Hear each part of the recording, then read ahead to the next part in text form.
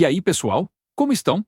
O protagonista, chamado Kim, é um bombeiro heróico que dá a vida em serviço. Enquanto resgata outras pessoas, ele usa seu corpo como escudo para proteger uma jovem e morre na queda. Os mensageiros do submundo, chamados de Haeon e Lee, vendo a palavra nobre em sua etiqueta, ficam animados, pois é seu trabalho guiar com segurança essas almas através do julgamento. Eles esperam uma passagem fácil, mas assim que chegam ficam atordoados. Pousam no inferno do assassinato, que lida com assassinato. No inferno, as provações começam com pecados menores. Então, se o assassinato vem primeiro, tem que ser o pecado mais leve da vida desse homem. Os mensageiros estão perplexos. Como alguém que salva vidas pode cometer assassinato? O próprio Kim está igualmente confuso. Ele nunca machucou um animal de estimação, muito menos um ser humano. É quando Rin, o mensageiro líder, explica que se suas escolhas levam à morte de alguém, mesmo que indiretamente, isso é tratado como assassinato, e isso é conhecido como consequência kármica. Quando ele termina de falar, o chão se abre sob Kim. Ele vê uma multidão de pessoas abaixo, infinitamente queimando em chamas sem nunca morrer. Instintivamente, seu desejo de salvar vidas entra em ação novamente. Ele estende a mão para ajudar, apenas para ser parado. O homem que o chama é na verdade o juiz deste nível, o governador Bion. O promotor então apresenta acusações. Durante um resgate, Kim deixou um colega bombeiro para trás, levando à morte dessa pessoa, que de outra forma poderia ser salva. Kim está sem palavras, preso na auto-culpa. Um segundo promotor deve exigir uma sentença de 50 anos, mas Rin se opõe. O colega do homem está preso sob escombros pesados e diz a Kim para salvar os outros primeiro. Ele obedece, resgatando os civis, mas antes que ele possa retornar, o prédio desmorona. Embora o seu amigo morra, 8 vidas são salvas em troca. Esse sênior dá a ordem, e Kim não tem escolha a não ser seguir. Movido por isso, o juiz retira a acusação e eles cruzam o estige para chegar ao próximo nível de julgamento, o inferno da preguiça ou negligência. Rin avisa Kim para não falar, não importa o que a governadora pergunte, oferecendo-se para responder em seu nome. Ao chegar, a governadora Cho abre um espelho mostrando a vida de Kim como uma apresentação de slides. Ele sempre trabalha incansavelmente, resgatando pessoas, salvando uma vaca de se afogar, até mesmo ajudando um gato preso em uma varanda. Especialmente com o gatinho, ele ignora o perigo para si mesmo, impressionando profundamente a governadora, que se levanta e promete construir uma estátua em sua homenagem. Mas quando a governadora pergunta casualmente o que o motiva a continuar a fazer isso todos os dias, Kim, dominado pelo orgulho, deixa escapar. Para ganhar dinheiro. Instantaneamente, o clima fica sombrio. No inferno, o dinheiro é um falso deus e adorar isso é um pecado. O humor da governadora muda. Ele ordena que Kim seja jogado sob uma cachoeira profunda em tormento. No último momento, Rin e Haeon mergulham, agarram-se a uma jangada de bambu e imploram à governadora que reconsidere. Eles pedem que ela olhe novamente. Kim não persegue dinheiro por ganância. Ele, na verdade, precisa dele. Ele tem uma mãe muito doente e um irmão mais novo na escola. Ele combate incêndios durante o dia, serve mesas à noite e entrega produtos antes do amanhecer. Tudo isso para sustentar sua família. Ele nunca vive para o luxo. Ele nunca teve uma folga até o dia de sua morte. Seu trabalho é puro. A governadora vê que seu sacrifício não é egoísta e o absolve na hora. Eles avançam em direção ao próximo nível de julgamento, mas, inesperadamente, o caos irrompe ao longo do caminho. Incontáveis ouvidos demoníacos do inferno brotam de galhos de árvores próximas, lançando ataques implacáveis. Os mensageiros são forçados a pegar suas armas e revidar com todas as suas forças. Esse tipo de perturbação só acontece quando alguém próximo ao falecido morre injustamente. Kim entra em pânico instantaneamente,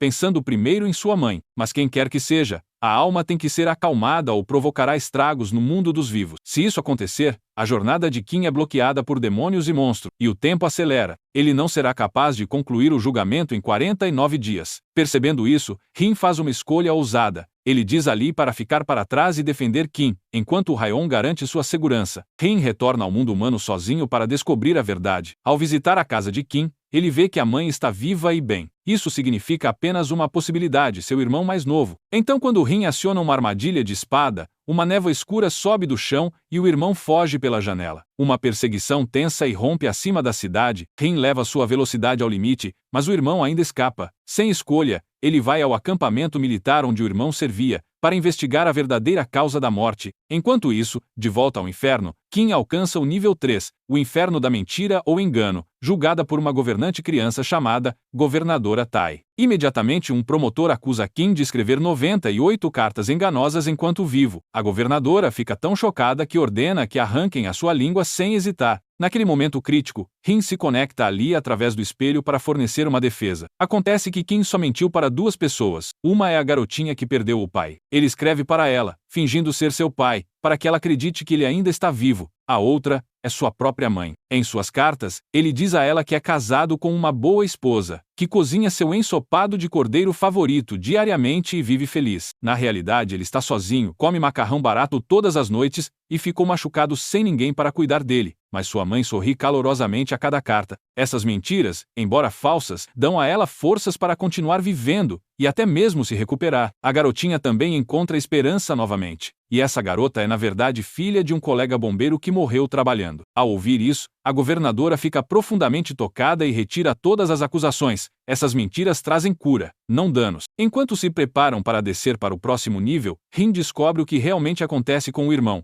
Uma noite, enquanto estava conversando com um soldado novato, a arma do recruta dispara por acidente. Ferido, o irmão diz a ele para buscar silenciosamente o tenente e não alertar os outros. Mas quando a ajuda chega, o irmão desmaiou. Temendo que o incidente arruine sua carreira, o tenente faz com que o recruta arraste o corpo para a floresta. Eles mentem, alegando que o irmão desertou do quartel, mas na verdade ele ainda estava vivo quando foi enterrado. Agora cheio de raiva, o irmão assombra o recruta, em busca de vingança. Mas o recruta vive cada dia atormentado pela culpa, bebendo para anestesiar a dor. Rin o segue de perto, esperando por uma chance de agir. Uma noite no bar, uma luz do teto treme, sinal da fúria do irmão, prestes a atacar. O recruta olha para cima, o irmão vê Rin e foge. Uma perseguição começa, terminando em um prédio alto onde Rin joga sua arma, que se transforma em uma serpente de fogo e prende o irmão no prédio. O irmão grita: de que adianta a próxima vida? Ele não pode consertar a dor que sofre. Sua raiva cresce e ele consegue se libertar, escapando novamente. Ele rastreia o recruta, que acabou de voltar para sua casa. Oprimido pelo arrependimento, o recruta entrega à mãe um mapa mostrando onde o irmão está enterrado. Depois vai a um armazém para encerrar sua vida. Rin observa silenciosamente. De repente, o irmão reaparece e implora a Rin para salvar o recruta. Rin avisa que eles não podem interferir em assuntos mortais, mas o irmão implora, prometendo vir em silêncio se o fizer. Rin, apesar do risco, salva o recruta.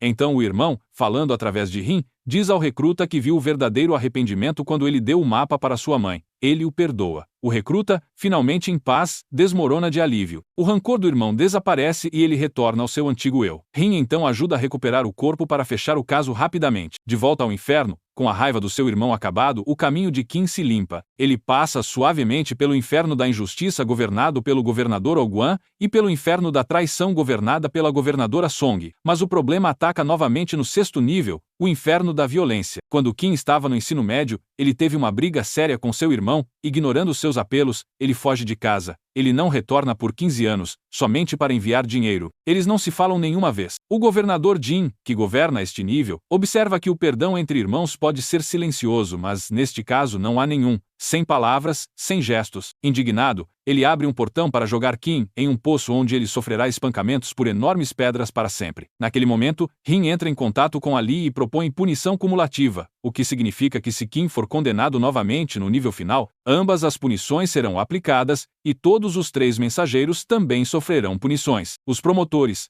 ansiosos para punir seus rivais, concordam instantaneamente. O governador aprova e eles se movem em direção ao julgamento final, o inferno da impiedade filial. A essa altura, Rin ajuda a recuperar e proteger os restos mortais do irmão. Assim que se preparam para voltar, eles percebem a mãe chegando ao portão da base militar. Ela viu o mapa e, suspeitando de crime, marcha carregando um cartaz de protesto para exigir justiça para seu filho. Alarmado, o comandante derruba seu cartaz e a empurra violentamente para o chão, deixando inconsciente. O irmão mais novo, vendo isso se desenrolar, explode de raiva. Um vento forte de repente se levanta e a pele de seu rosto começa a descascar, sua forma fantasmagórica retorna. Rin tenta deter ele, mas o espírito furioso o agarra pela garganta e o arremessa pelo chão. Sua fúria crescente convoca um tornado furioso, que atinge o caminhão militar enquanto ele tenta fugir, levantando o caminhão e o homem no ar. Ao mesmo tempo, o choque espiritual afeta Kim no inferno. Ele perde o equilíbrio e começa a afundar em um poço de areia movediça. Lee tenta ajudar, mas ele a empurra para longe e continua afundando. Como apenas um de seus braços permanece acima da areia, ela solta um grito bem alto e ecoante. Esta imagem é mostrada ao irmão no mundo dos vivos. Ver o sofrimento de Kim o leva de volta à razão. Ele lentamente recupera o controle e Rin aproveita a chance de subjugar. Kim consegue se libertar da areia movediça. Mas então, uma estrutura maciça se ergue das areias, o nível final e mais severo. Inferno da impiedade filial. Seu juiz, o próprio poderoso Yomra, rei supremo do submundo, aparece e imediatamente declara Kim culpado de um crime imperdoável. Ele tentou eliminar sua própria mãe. Anos atrás, sua mãe adoeceu gravemente e a família estava se afogando em dificuldades. Oprimido e sem esperança, Kim uma vez se aproximou da cama de sua mãe com um travesseiro, com a intenção de acabar com sua vida e depois levar seu irmão com ele à morte. Porém, ele não pode seguir em frente. Em vez disso, ele sai furioso e nunca mais volta. Lee intervém, insistindo que Kim sofreu profundamente ao longo dos anos, sempre espiando, e que, como a mãe nunca soube o que ele havia planejado, não houve vítima. Mas o Rei Supremo rejeita isso, ele revela a verdade através de seu espelho. A mãe estava acordada naquela noite. Ela vê seu filho se aproximar com o travesseiro, mas finge dormir. Ela entende sua dor e fica parada, acreditando que, se morrer, seus filhos podem finalmente ter uma chance melhor na vida. Quando o irmão mais novo entra inesperadamente, Kim entra em pânico e bate nele, incapaz de realizar o ato. Sua mãe, chorando silenciosamente, escolhe agir como se nada tivesse acontecido. Dominado pela dor, Kim se desespera, incapaz de processar quanta dor sua mãe escondeu. Ele implora ao Rei Supremo para deixar ele ver ela apenas mais uma vez, para confessar e se desculpar pessoalmente. O Rei Supremo se recusa. Você não pôde enfrentar ela enquanto estava vivo. Isso não significa nada agora, diz ele. Você teve 15 anos, você desperdiçou todos eles. Ele está prestes a pronunciar a frase final quando o submundo de repente treme. Uma voz ecoa, é o seu irmão, falando dentro do sonho de sua mãe graças à ajuda de Rin. Ele diz a ela que está indo para o céu, para se tornar um juiz, e não poderá retornar. Ele pede que ela cuide de si mesma e não se preocupe mais. Ele também pede perdão a Kim, que estava sobrecarregado de culpa há anos. Ele só enviou dinheiro e nunca mais voltou porque estava muito envergonhado. Mas tudo o que ele fez foi dar uma vida melhor à sua família. Ele viveu sem descanso e sem paz. Quando suas palavras terminam, a mãe, silenciosa por toda a vida, finalmente fala no sonho. Ela diz que nunca culpou Kim. Pelo contrário, ela sempre se culpou. Que tipo de mãe se ressentiria de seu filho? Suas palavras emocionam a todos. Superado pela profundidade de seu amor, o Rei Supremo rasga a decisão e declara Kim inocente. Ele terá permissão para reencarnar imediatamente. Assim, Kim começa a brilhar, agradecendo os mensageiros pela ajuda e desaparece. O resumo termina aqui.